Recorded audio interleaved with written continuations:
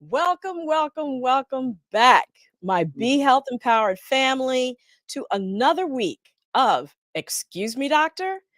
We are coming to you live. And of course, my name is Dr. Melissa Clark. Please call me Dr. Mel. I am delighted to be here with you again this week to do what we do, which is to make sure that you have all the accurate evidence-based health information that you need to make wise health decisions, not just for yourself, but for your family and even for your community. So I want to welcome the newbies that are joining us for the first time. If you haven't done it yet, please hit that like button if you're watching us on Facebook.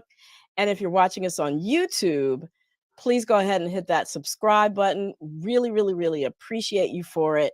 Thank you so much. Now, let us get into creating an amazing week for ourselves with all the health topics that we're going to cover.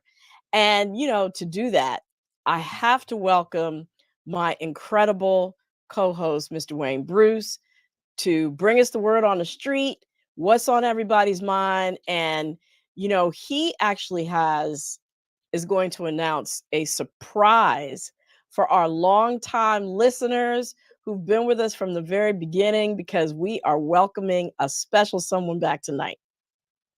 And you are on mute, so you can't tell us the surprise unless you come off mute. Dr. Mel, you into my time. That's because you into my time, Dr. Well, Mel. Go ahead. Take it away. Time. This is where I get to shine on the Excuse Me, Dr. Mel show. Take it away. Excuse me, Doctor, with Dr. Mel. I shine here. This is me. And you were talking about all the beautiful things you wanted to do and all the guests and hold on. Everybody just hold on. Just hold on. We are holding on. We're waiting because for you to make this I gotta get my clicker together. None of this happens without the clicker. So go ahead and get the clicker together. I just want to proudly announce, for those who have been longtime listeners and lookers and everything, man, I'm about to cry because my ride or die. Together, just keep it together. Your ride or die co-host. Where's she at? Hat, glasses, and all. With the glasses, y'all. With the glasses. Hey, Lila May. How we gonna have the glasses up? Where the party going?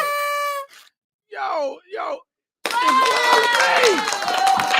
Mays, y'all. Welcome back, Lila Mays. We are delighted to have you back as a co-host. Excuse me, Doctor, featuring Mays. Hi, everybody. So happy to be back.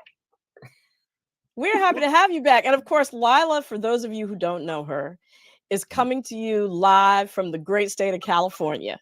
So we got East Coast, West Coast covered in the house. Right. Indeed. Can you hear us, Lila? I can hear you. Can you hear me? Yeah. You want to say something for the peoples? Hi, people. Hi, Be Health Empowered family. I'm so happy to be back. Let's get into it. Let's jump on in here. All right. Well, it's a special show today. That's all I can say. We covered we started a women's health series where we talked about superwomen, right? The superwoman syndrome, the strong Black woman syndrome, the tendency to take on everything as women, as Black women, and all the other social burdens that we have to bear, and how that has serious effects on our health. But tonight, we are having a part 2 of that women's health series. And that is, what can our action plan be to protect our health? We are going to break it down with an incredibly special guest tonight in this episode. So it's going to be incredible, y'all. Yay. I'm excited. I am excited. too. What's going on with my camera, though? I don't know what's going on with my camera either. Sorry, people. You all look fantastic. As a matter of fact, I think you all look so fantastic that it's time to get into the weekly recap. Okay, there we go. I think you're right. Recap.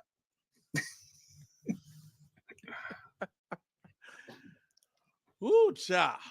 Right. Oh, you took the words out of my mouth. Ooh, child. Number one. That's right. Kick us off. Number one, is weed smoking safe for older adults? Talking about that superwoman syndrome. You know, I know some ladies who have partake or are partaking in weed. What's up with that, Dr. Mel? Is it safe? Is it not? What do we Well, have to say about that?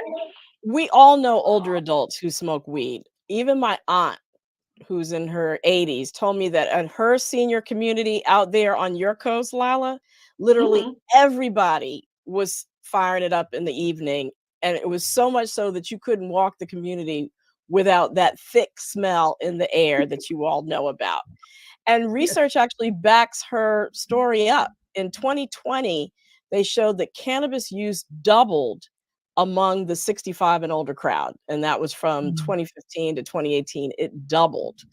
Mm. But to answer your question about whether it's safe, there were a couple of studies recently presented at the American Heart Association meeting that found that adults who don't smoke tobacco but who do smoke weed were at a higher risk of both heart attack and stroke when hospitalized.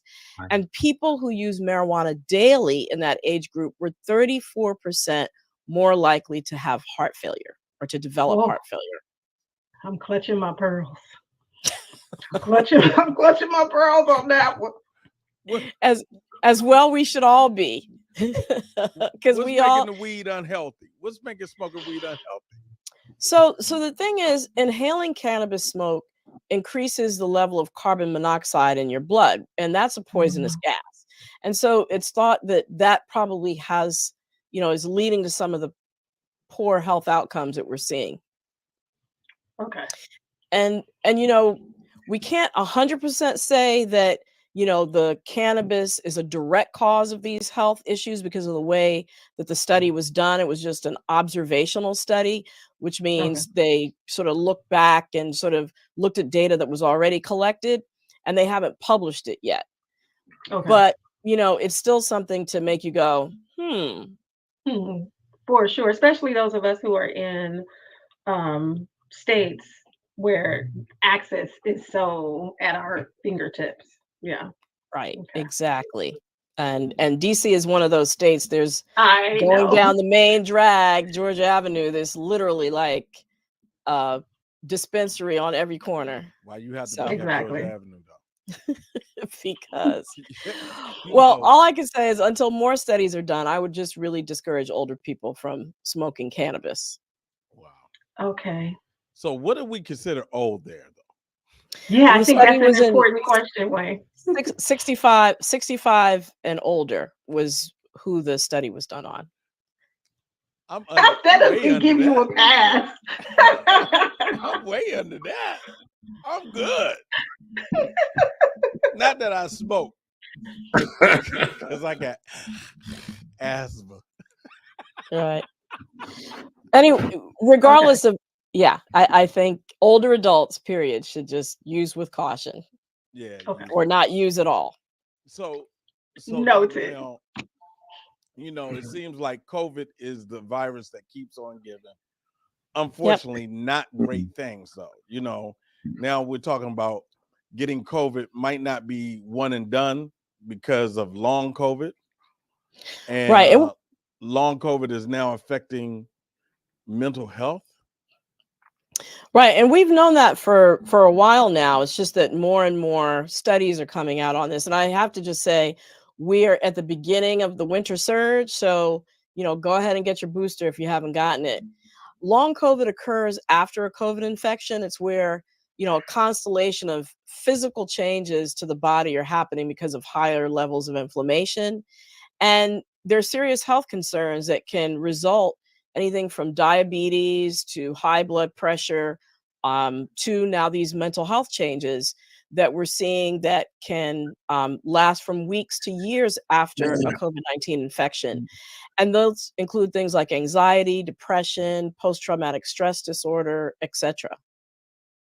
Yeah. And So so just really quickly, Dr. Mel, I'm sorry, Wayne, but Dr. Mel, how do we know if we have long COVID because of those kinds of symptoms? Yeah, I mean, if you are, it may or may not be long COVID, but if you're having any of those kinds of symptoms, you should seek medical attention. And Okay. especially if you've had a COVID infection recently, that's how Mhm. people are linking it to the COVID infection. The more times you've had COVID, the more risk you are at higher risk for symptoms of long COVID.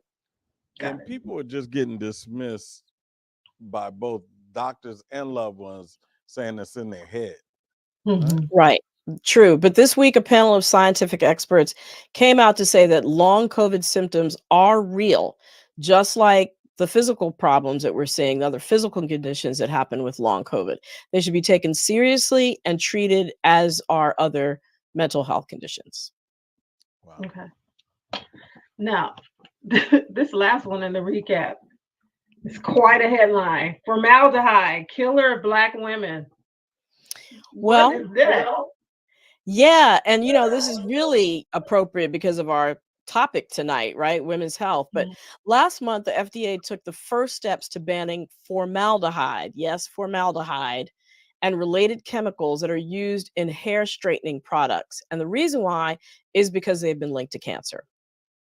Wow. I mean, there's so many of us who have used these products straightening our hair since my mom put a kitty kit on me when I was a little girl. So I was getting my hair straightened for a long, long time. That's where we can find a lot of this stuff, right?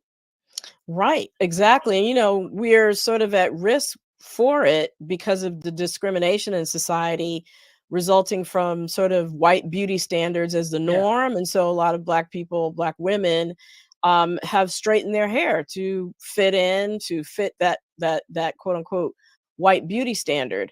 And Hmm. it turns Hmm. out that we're spending over 9 times more on ethnic hair products and beauty products than non-Black women. So that's Did y'all really hear key. that? 9 times more.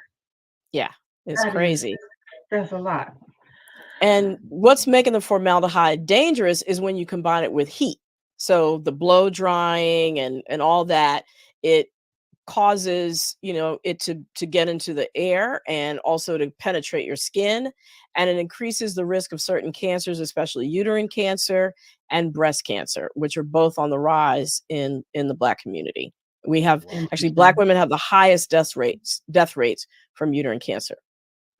Wow. Wow. But we've talked about this before, right, Dr. Mill? I mean, this isn't a new topic necessarily. We did a show on this a couple of years ago. We sure did. Right around this time of the year, we had a dermatologist, Dr. Melanie Macklin, come on. And, the data on this goes far back as 1987 when the EPA listed formaldehyde as a cancer-causing chemical. Wow. It's just that the beauty industry lobbyists have really successfully prevented taking any kind of action on it. But the FDA is finally being empowered this month, December 2023, to more rigorously oversee the cosmetic industry. Good. Wow. It's super important. About time. Yes, it is Yeah. about time. So that's the recap, y'all. What All else we Yeah. got? Yay. Well, look, we normally go to a segment this time, at this time that we bring in our studio audience. Like we have a studio audience. We do. And we gonna flip it up, but we gotta introduce Lila. I think this is perfect for her. This is, What y'all think? That's awesome. I cannot wait to get out in these streets and ask the people what they think about certain topics. So we're gonna kick that off we very, gonna very flip soon. it. We normally ask in studio, but we're not Hmm. gonna ask in studio. We're gonna put Lila in the streets, right? So Yes, coming and to she's your good. town, Yeah, if you see a young lady in a hat, gotta and have a hat. glasses. Gotta have a hat. Asking you a question. Answer the question. Because this is for excuse me, doctor. Indeed. Right. Once So stay again, tuned because we're going to have some great topics starting next week with Lila from the streets bringing us the word. What y'all think? There you go. Well, thank you all. I'm going to see you back in just a little bit. Um, everybody else, stick around because we are going to go into this really deep episode And, you know, we did that joint episode with Howard University where we talked about the superwoman syndrome and all the other stressors that Black women have that often lead to poor health and even untimely death. So we're continuing, though, to talk about the health of Black women, but with a different twist. We're going to be learning about how aspects of our African and African American culture can really be brought to bear to address some of the most pressing issues around Black women's health. And to do that, we have an incredible guest. His name is Dr. Byron B.K. Edmond. He is a dedicated anesthesiologist. He's the one that puts you to sleep in the operating room. He is a Morehouse man and a passionate advocate for holistic health. He founded the B. Edmond Project to address issues related to Black women's health and wellness. And he is the author of 3 books on women's health. Welcome, Dr. Edmond. Thank you so much for joining us on Excuse Me, Doctor. Am I on mute? No, not anymore. All right, great. Hey, number one, hey, Dr. MEL, it's a pleasure to be here. And whenever I get a chance to talk about, women's health, our community's health, it's always a great thing. Just thank you for having me on your show. You are so welcome. Thank you for being here. And let me start off with the obvious. You're a man, right? Mm-hmm. Some men don't want to touch women's issues with a 10-foot pole. What inspired you to start talking about women's health issues? I came into the women's health issues because one of the first projects I worked on was to try and get some breast cancer equipment transferred over to the country of Ghana. And in doing so, I had to do some in-depth reading on breast cancer issues in West Africa. And I, learned more about breast cancer issues here in America. And in the middle of the project, my mother was diagnosed with triple negative breast cancer, an aggressive form of breast cancer. So that really brought it home. And so I had run into a problem or identified a problem that was going on in West Africa in terms of understanding that patients were coming and presenting late in their care. So, and when discussing it with some of the surgeons, what was happening is a lot of the patients were going to traditional healers first, and then delaying coming to modern medicine. And I basically, when I saw that problem, I came up with a short story to try and address that problem and raise awareness on that issue. And that was the first story. It was called Non and the Bushwoman. And after going into that, I basically had a case where I had a brown-skinned mother who nearly passed away on the table after having a C-section. She had a C-section, but we had to go back to the OR emergently. And when I was doing the quality assurance write-up on it, I came to find that one of her major risk factors for having problems and near deaths and deaths surrounding having a child was the fact that she had brown skin. And because of that, because I'd already written a short story on the breast cancer issue, what I did was write a targeted story about how we could better protect our mothers during pregnancy. And that's called the Quiltmakers, the art of hearing a Black woman's cry. That's really how I got into it. That's where the 2 stories come from. Yeah. And you've chosen a specific way to get the message out, storytelling. Why storytelling? Why did you choose that medium to educate about Black women's health? Right. It's not just storytelling. I actually try to do a short story. So this is the Non and the Bushwoman is only like 30 pages long, 37 pages long. And the Quiltmakers is a very, very short story too. But what it is what I realized is that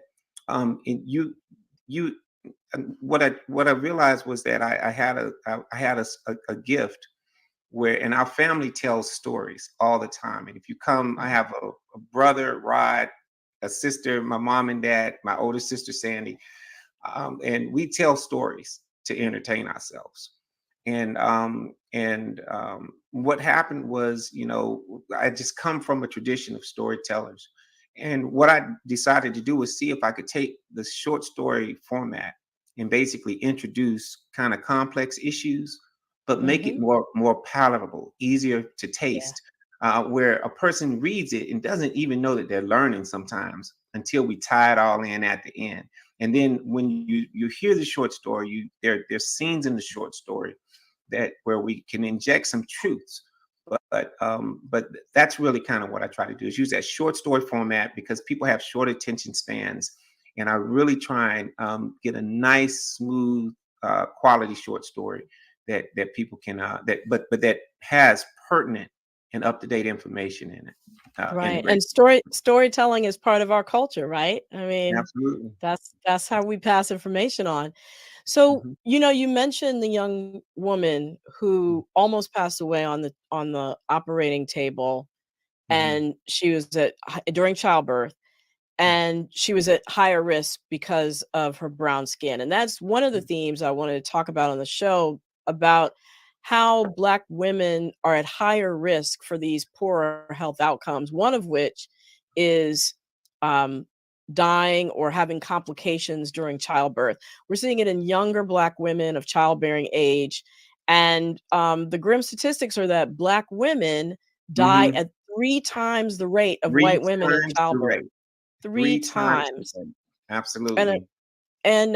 I think right there we're seeing a graphic. Can you tell us a little bit about that graphic? What's the Sure, significance of absolutely. it? This is not my graphic. It's actually taken from a document that's been used to educate people on the problem of one of the major contributors to one of the problems with the high incidence of death, and that is called.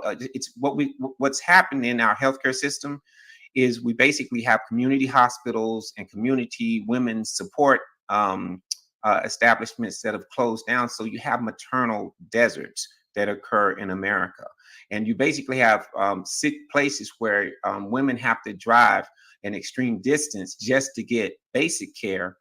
Then when you start talking about stepping a woman up to having more high or more specialized care, it's even a further distance. So one of the things that people believe is contributing to that high incidence of death in America is something called maternity deserts, and that Mhm. ties into a little bit about in terms of one of the contributors for why Black women die, and I'll be able to tell you more about that in a little bit. Sure, and a lot of those look like they're in the South and the Midwest.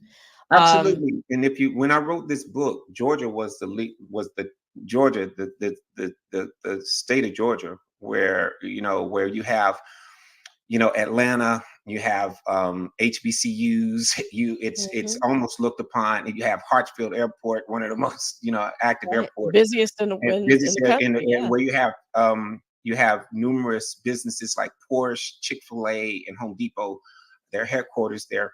The reality is when I wrote this book a couple of years ago, Georgia was the number one in America in terms of the death for Black mothers during pregnancy and surrounding pregnancy. It's Mm, probably number two right now. It's dropped down to Mississippi. One of the mhm, things I try to drive home are some simple numbers, and the hero in the book named Stella is into mathematics, and what she does is she basically always just takes what God gives her in order to solve a problem. Okay, there are three numbers that I want to raise awareness of, and the first number is 3. You mentioned it, Dr. MEL. Black mhm, women die at 3 times the normal rate during pregnancy. The second number I need you to remember and need our community to remember is 60, because what I need you to understand is 60% of the deaths occur after the child is born.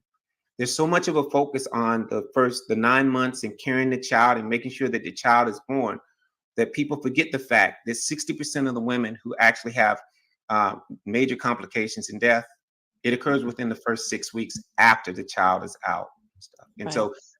so what we want to try and do in our book is to try and shift the support system to start focusing on supporting that mother in the first six weeks, definitely, but up to a year after the pregnancy.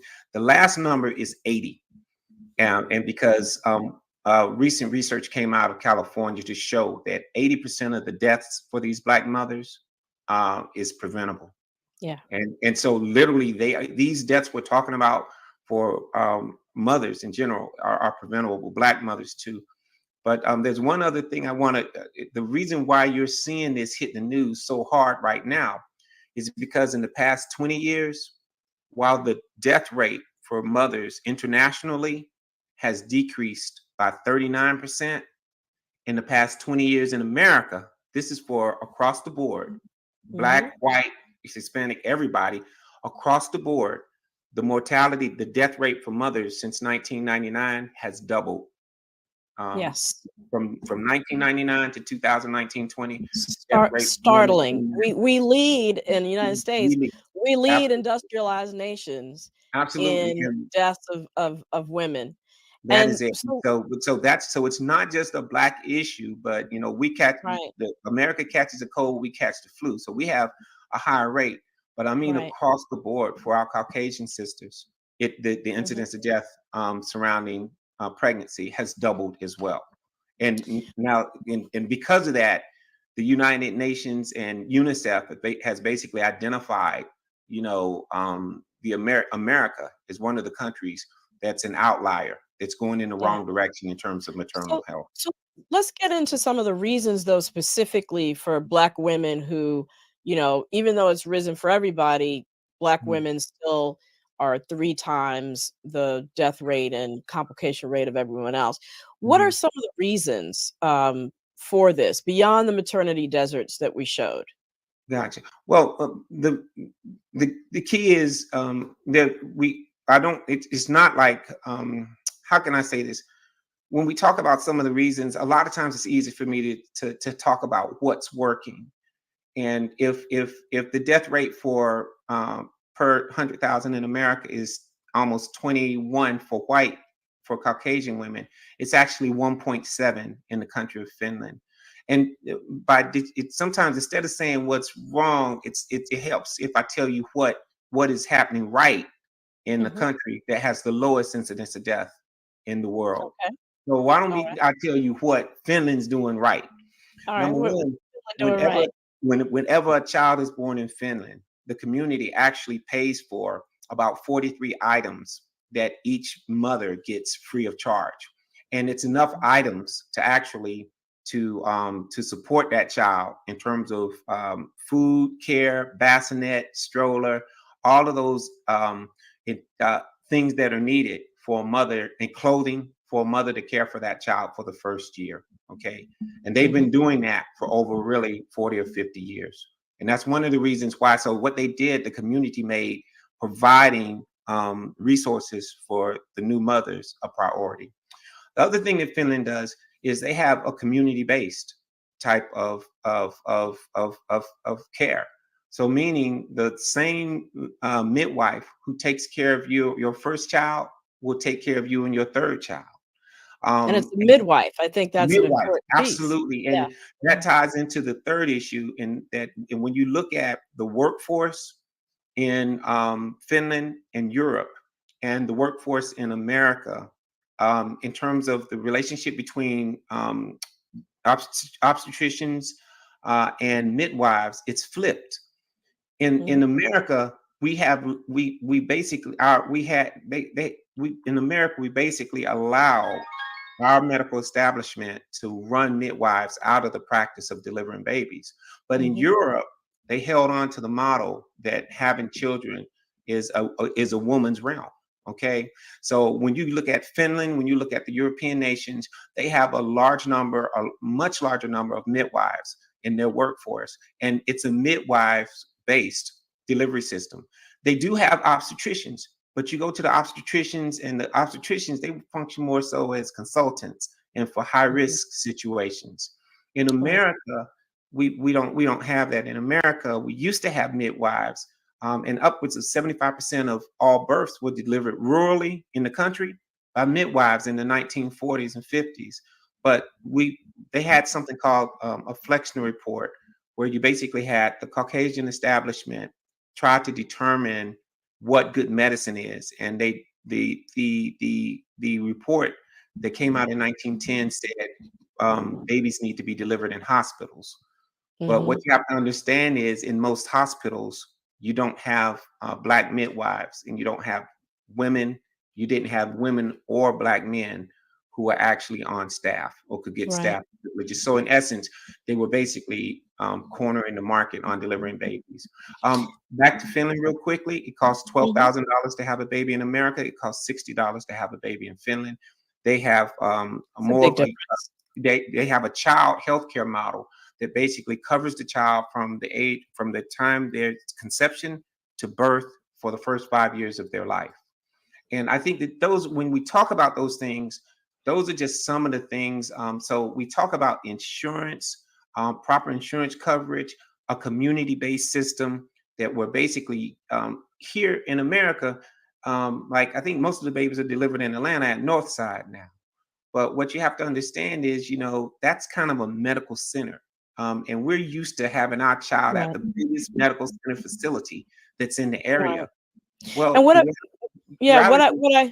I hear you saying, and I don't mean to just jump in here, but what I hear you saying is what's happening in Finland is like this community-based model where the community is coming together. They're valuing the life of the mom. They're valuing the life of the child, and they're removing the stressors from the situation of having a child by making sure that that the child is going to be well taken care of, and it's not going to be a financial strain to bring that child into your family, which is a huge stressor. Now, when we start talking about when you look in, you start reading about the stressors involved, the stresses that are involved that cause weathering and age our cause weathering, and the things that age the mothers. And when we talk about weathering is a concept that says if a Black woman has to deal with racism and all the strains of racism and overcoming certain issues, what it does is it adds years to their life. So even though she may be 35, her body may respond like someone who's about 7 years older, like she's 42. When she has a child, which puts her at high risk. The bottom line is that those intangible things are the things that they're doing in Finland, and those are some of the things that we can do as a community in America. And if you look at Kaiser Permanente, and you look at some of the other organizations and how they're trying to address this issue in America, what they're doing is creating a cocoon of services to surround that mother and placing that mother in the center of a kind of a cocoon, and adding social services like transportation, proper food, a safe environment where she can lay her head, stability in the home, adding those things to her cocoon. And those things are actually, we believe, are going to end up resulting in a better outcome for mothers. Now, I also have to add too that probably unlike Finland, in America, when a Black woman encounters the healthcare system, there is a layer of bias there where she is not heard. And one way that that's being addressed is Medicaid and other insurance companies are now paying for doula services. Absolutely. So if you are a doula is like a health coach, a health advocate that helps you navigate the system, becomes sort of like your spokesperson when dealing with doctors and nurses. The doula is your advocate. In Finland, they have doulas. They have doulas who play a major role, and they have midwives who play a major role in terms of, and the doulas play a major role in terms of, like we said, educating that mother. They are able to teach the mother how to care for the child, early feeding. And they are basically there to be an advocate for that mother.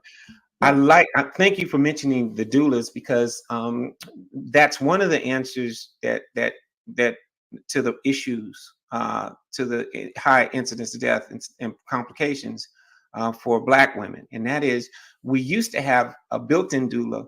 If you remember, in a lot of our communities, we always had that auntie or that cousin who, whenever somebody got pregnant, they come stay with that mother and care for that mother. The baby's delivered, they stay with the mother for a month and a half afterwards.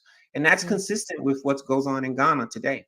In Ghana today, if you have a child, a lot of times someone will come stay with the family who, and by doing that, they're an expert at advocating for that mother. And that's one of the messages that we were trying to get through in the Quiltmakers. And in the Quiltmakers, really the whole concept is that what we do is we have a community of women who are committed to becoming advocates for their sisters when they're having children, And that's kind of like one of the short stories that we wrote that about. was actually my next question. What was the main idea that you share in the Quiltmaker to galvanize a community response? Like, what is the call to action that you have embedded in it?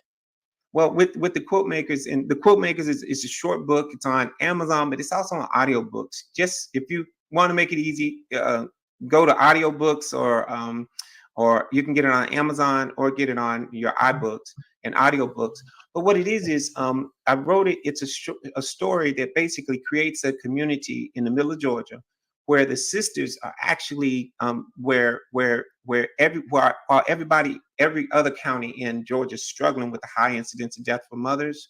This one county in Lawrence County in Georgia has not had a death of a Black mother in decades.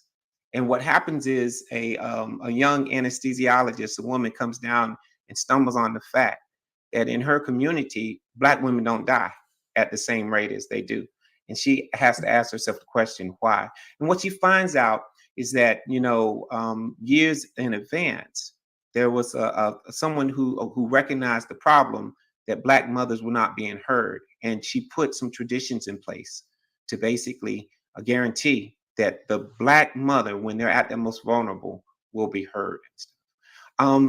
The book, again, it's on audiobook. When you get it, we give partial proceeds to support the Black Women's Wellness Alliance in Los Angeles and stuff.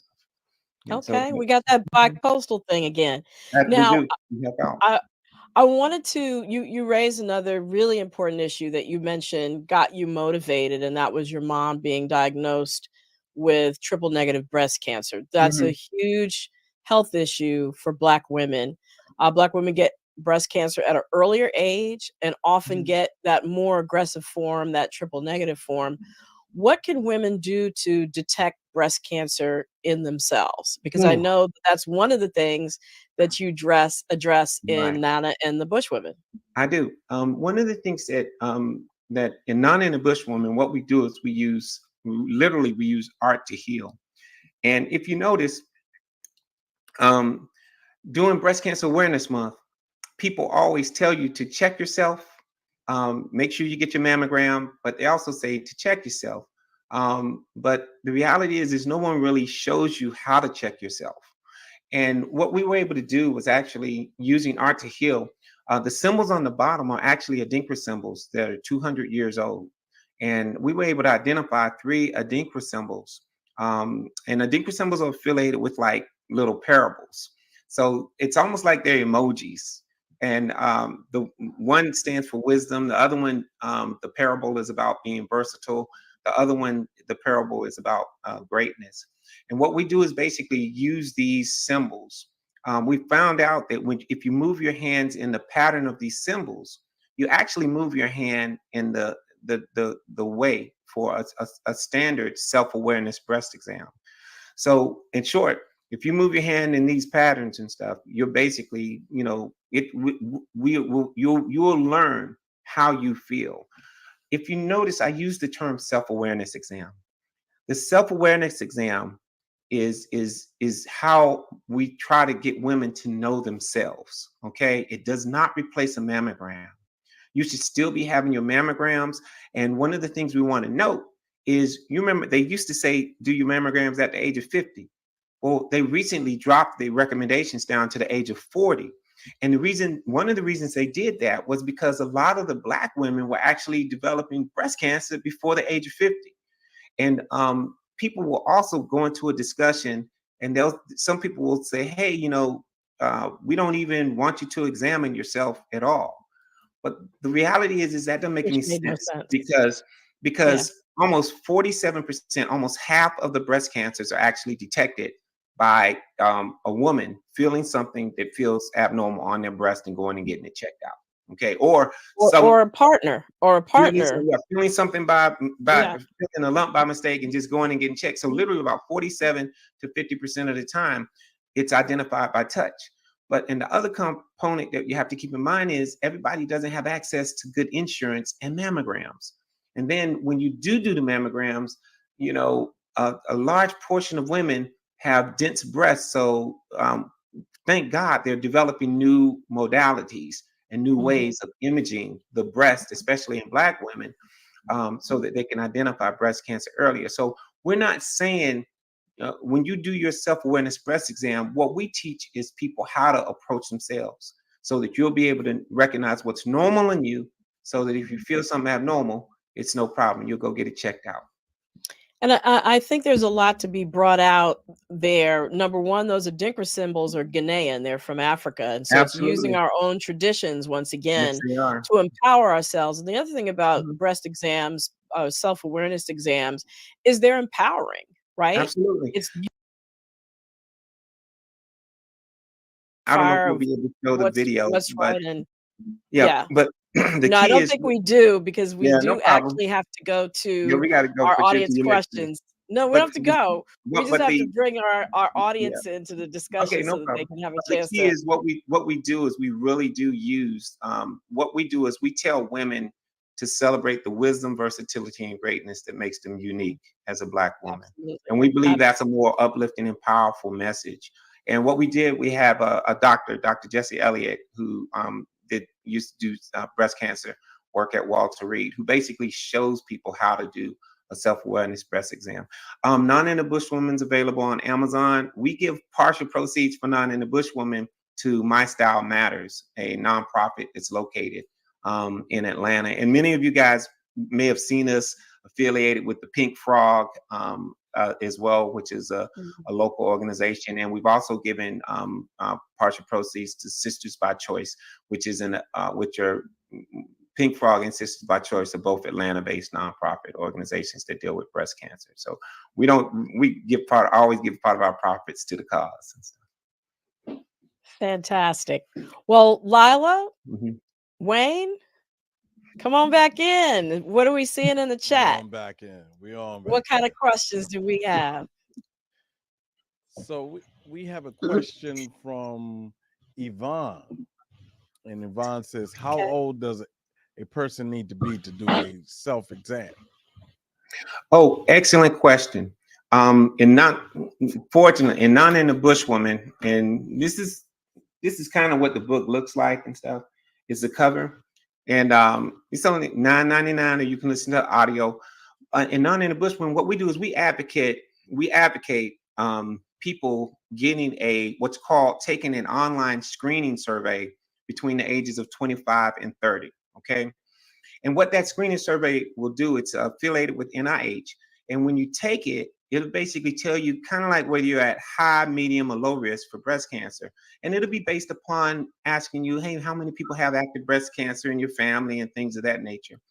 What happens is from there, you can use that to actually enter into a discussion with your primary care physician. Okay.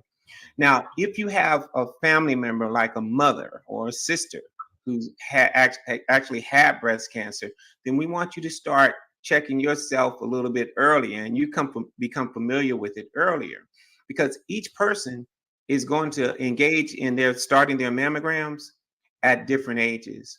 The average now is what they're telling you is 40. Okay, but if you have a mother who's had breast cancer, if you have a sister who's had breast cancer, or is there a strong history of breast cancer in your family, then in that situation, you want to discuss with your primary care doctor, where you might start checking yourself earlier.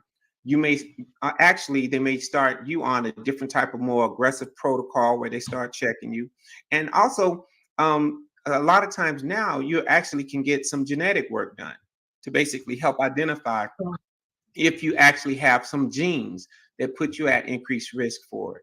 Well, all of those things start. So between the ages of 25 and 30 is where we want you to start to take the online exam and learn how to do it. Okay. And get comfortable by the age, I say between 30, 35-ish, get comfortable in that window in terms of starting to do that self-exam. But the reality is we want you to know yourself as soon as, 20 to 25, we want you to know yourself. And we want you to feel comfortable enough. For years, people have been trying to treat the Black female body as if it's something that only certain people should be able to touch, but they don't want you to touch yourself. No, it's okay for you to touch yourself. Okay.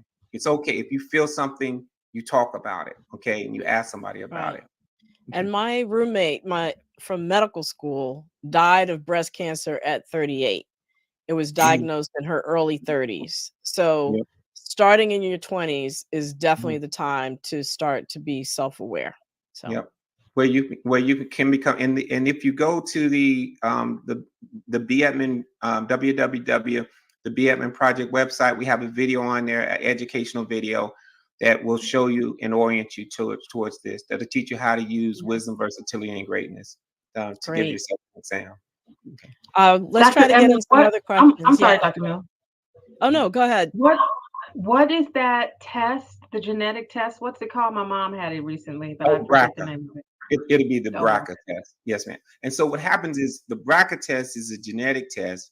And the key is, it doesn't mean that you're gonna get it, but what happens is people with that BRCA gene, just have an increased incidence of developing breast cancer. So they usually will put you on a higher, I guess you could say a more sensitive type of monitoring program. The other options that people have is to, if and BRCA doesn't just affect, it kind of affects some other gynecologic cancers as well, okay? But the reality is if you have it and your mother has it, and I have a friend of mine, and it ended up saving her life because her mother had the gene and she had 3 daughters. And what she did was, even though the mother passed away, she had the 3 daughters tested and had all of them put on a sensitive type of monitoring program, and it ended up saving my friend's life. She ended up getting her bilateral mastectomies, and she had triple negative breast cancer, but it ended up saving her life, thank God, and she's alive today and doing well. So the reality is there are genetic tests that can help. And insurance does cover those genetic tests when indicated, so that should not be a barrier to getting them. Not at all. But you want to know your body, age of 25 to 30, and with using the technique that we have, it's an approachable way for you to actually learn about learn yourself. Okay, I have lots of questions from the West Coast, Wayne. Go ahead. One of them is just about what you said, Dr. Edmond, and you too, Dr. Mel, and it sort of got lost in there. But Dr. Mel, you said you shouldn't just know your body. You should definitely know your body. But if you have a partner, they can certainly identify some abnormalities, right? So they can do those same exams on their partners. In terms of intimacy, well, the thing is that they, go ahead. Yeah. No, I think in terms of intimacy and stuff, where you draw the line in terms of intimacy, and this is one of the, this ties again into Dr. Mel, the great question you asked. You said, hey, why is it you're a man and you're involved in women's healthcare issues? The key is, if you see yourself as part of a community, if you see yourself as part of a family, then the key is, I look out for her back, she looks out for my back. Okay. Right. But the key is if he feels something, he can learn that. And however you guys integrate that in terms of your intimacy is just fine. But the main thing is to understand is to give the woman the license and the wisdom to approach herself. And the reason you want to do that is if you do have a breast cancer, the women who actually perform self-awareness breast exams actually have a slightly better outcome in the long haul. And I think it has to do with the fact that they're comfortable with themselves. They're already been educated about breast cancer awareness and stuff. They know themselves.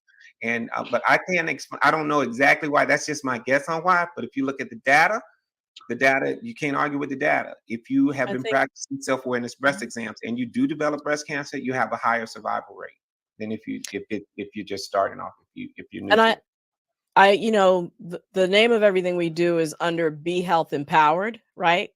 And I think when you have agency and when you're engaged, you're always going to have better health outcomes, whether it's breast cancer or anything else. The data definitely backs that up. Yeah. I had 2 masses removed because I was doing my self exams for a long, long time. And turns out I just have very, very dense breasts. But I think it's important to just know your body. One more question for you, Dr. Edmond. Can you go back to what weathering meant? Absolutely. And this is not, and keep in mind, this is not this is not necessarily this is not my concept. What I do is I read the articles and I go to lectures at the NMA, and I think it was National Dr. Medical Association. National Medical Association. I think it was Dr. Fatua is a obstetrician who works at Northside right now, who worked for Kaiser Permanente. And I saw she had an excellent presentation. But what you have to understand is people believe when you one of the reasons that some people speculate that Black women have such a worse outcome is because in terms of dealing with racism and the pressures of racism and the other factors like of stress and that come from racism and living in a racist environment, that ages the woman's body. Okay. And because of that, some people believe that that contributes to why Black women don't do as well. So in other words, you think that you're taking care of a woman who's 35, but in reality, her body, because of the stress and the pressures of functioning in America, her body may actually be function at the level of the age of 42.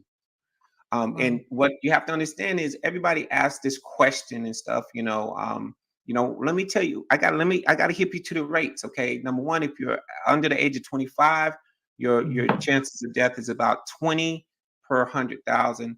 When you're talking 35, it goes up to about like 29. But the key is once you get to 40, it goes up to about, this is for white women. Once you get to the age of about 40, it goes up to about 130, 34 per 100,000, okay, births. So if you're over the age of 40, even though you got to understand if your risk of death is about 7 times, what's 20 divided by almost like 7 times that of a person having a child under the age of 25. Now, here's the kicker. And the data is coming out on this. If you are a Black woman who's over the age of 40 and having a child, your incidence of the frequency of death is actually 300 deaths per 100,000. So it's 300 divided by 20. So it's 15 times the rate. So the key is they believe that weathering is one of the reasons for that, because we have to deal with that issue. I'd be remiss if I didn't tell you the importance of making sure that we got to make sure that people are heard, because the full title for the Quiltmakers is the Quiltmakers, the art of hearing a Black mother's cry. And one of the common things that I found is that Black mothers are not heard in the system. So you have to have that doula advocate. We have to give our husbands and support systems the license to amplify your voice. And that's what we try to teach. Husbands, aunties, sisters, cousins, whoever it is, or doulas. And I think women should know that if 50% or so of births in the United States are covered by Medicaid, more and more states are, like I said, paying for doulas. So everybody should know to ask for a doula, whether you're on Medicaid or not. Right. And especially there was at the NMA, they had some doulas from New Orleans, and those sisters were on point. And the reality is that doulas are meant to be your advocate during that 6-week period after you deliver that child and stuff. And normally it would be a family member, but the reality is everybody's moving across the country right now. So, and one of the trends, believe it or not, is some women are starting to move back home to have their child so that they can be in a more supportive environment around their mothers and fathers and in a stronger financial situation with less stress for having a child. But I do want people to just remember those numbers. Black women die at 3 times the normal rate. 60% of the deaths occur after the child is born. And that's where we're trying to get the fathers and support systems to focus on supporting the mothers. And then the other thing is that 80% of these deaths are actually thought to be reversible. So I thought to be avoidable. I got to interject here because I'm the out of time guy. So we are out of time, but I want to remind all our viewers and listeners that that book, The Quiltmakers, if you're Amazon Prime member, is free free Yep. tonight. So Free. if you're watching this, you're Amazon Prime member, go Yep. download that. Use your Amazon Prime 2 audio Cool. books and all that for this incredible book. Before I close, and I'm going to turn it over to Dr. Mel. Yeah, Dr. we got to Edmond, take it. We got to sign off. Thank you so much, Okay. Dr. Edmond, for being it's here. Hey, it's a blessing to be here. Call me anytime. God bless y'all. Of course. And thank you to Wayne and Lila. Welcome back, Lila. So glad that you were here. And before I go, I have to tell you all, my Be Health Empowered family, remind you about that study at Howard. It is still going on. You have about a month left and counting to enroll in the COVID resilience research study. It's totally voluntary. It's filling out a couple of surveys, and you can be compensated up to $100 for your time. So if you have any interest in doing that, just reach out to Dana Harvey. You can email her at danaharveyresearch@gmail.com. That's Dana, D-A-N-A, Harvey, Harvey, research@gmail.com. All right. Well, thank you so much, my Be Health Empowered family, for joining us for yet another episode of Excuse Me, Doctor. Until I see you, remember, be wise, be well, and be health empowered.